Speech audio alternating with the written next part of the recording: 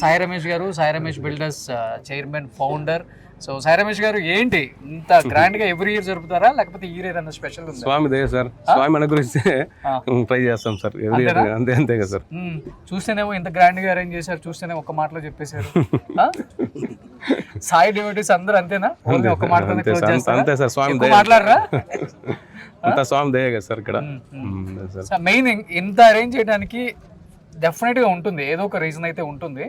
So జరగక ముందు, జరిగిన తర్వాత ఇంత సక్సెస్ఫుల్ గా అనేది జరగడం చాలా కష్టం. ఇంత పెద్ద ప్రోగ్రామ్ ఏమనిపించింది ఒకసారి ఇక్కడికి రాగానే, మొత్తం చూడగానే ఇంతమందిని? నేను కూడా సర్ప్రైజ్ అయ్యాను సార్. యాక్చువల్గా మేము ఏదో 100-200 మంది వస్తా అనుకున్నారు, దాదాపు 2-3 వేల మంది వచ్చేసారు ఇప్పటికే. అసలు ఎక్స్పెక్ట్ చేయలేదు అన్నారండి, ఎక్స్పెక్ట్ చేయలేదు ఈ రేంజ్ లో వస్తారు, ఇంత స్పందిస్తారు, ఇంత ఎంజాయ్ చేస్తారు. సంక్రాంతి అంటే నాకు కూడా ఎప్పుడు మామూలుగా అనుకునేవాడిని. ఈ సంబరాల్లో ఫస్ట్ టైం నేను సంక్రాంతి నా లైఫ్ లో ఫస్ట్ టైం ఇంత ఎంజాయ్ చేస్తున్నా. అవునా? అవును సార్. సో ఎవ్రీ ఇయర్ మీరు కూడా అసలు ఇక్కడ ఉంటారు పుట్టపర్తిలో? అవును సార్, మామూలు బెంగళూరు అట్లా టూర్లు వెళ్తాము. ఫస్ట్ టైం ఎంజాయ్ చేస్తాం సార్. అసలు నాకే షాక్ అవుతాను ఇంతమంది జనాలను చూసి ఒక్కసారిగా. కానీ మీరు ఒక సక్సెస్ఫుల్ బిల్డర్ పుట్టపర్తిలో. అవును సార్. అండ్ చూస్తే రకరకాలుగా బెంగళూరు పక్కనే ఉంది, అయితే చెన్నై పక్కన.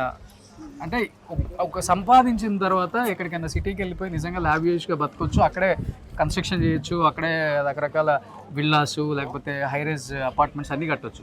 కానీ వై పుట్టపర్తిని ఎందుకు ఎస్పెషల్లీ మీరు ఇక్కడ దీన్ని సెలెక్ట్ చేసుకొని చాలా లగ్జరీగా ప్రీమియం విల్లాస్ ఇస్తున్నారు?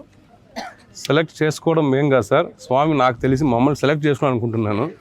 ఆయన దయ వల్ల ఇక్కడ మాకు అవకాశం వచ్చింది. ఇంకా ఎందుకంటే కేవలం స్వామి, ఇంకా లేకపోతే మేము వేరే వాళ్ళ పక్కన ఊళ్ళో కూడా బతకలేము నాకు తెలిసి. ఒక స్వామి దయ వల్ల కేవలం స్వామి మమ్మల్ని సెలెక్ట్ చేసి అనుకుంటున్నాను. ఇక్కడ తప్ప మాకు వేరే ఇది లేదన్నమాట, ఇక్కడే చేయాలని చెప్పేసి.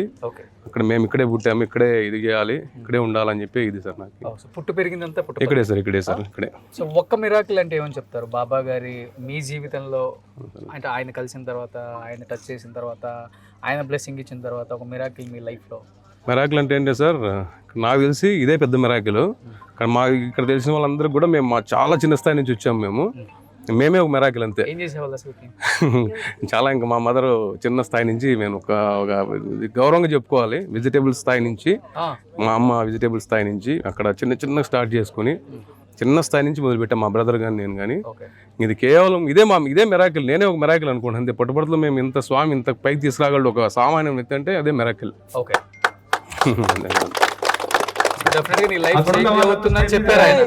చెప్పారు, చెప్పడం ఏంటి సార్, చూపించారు.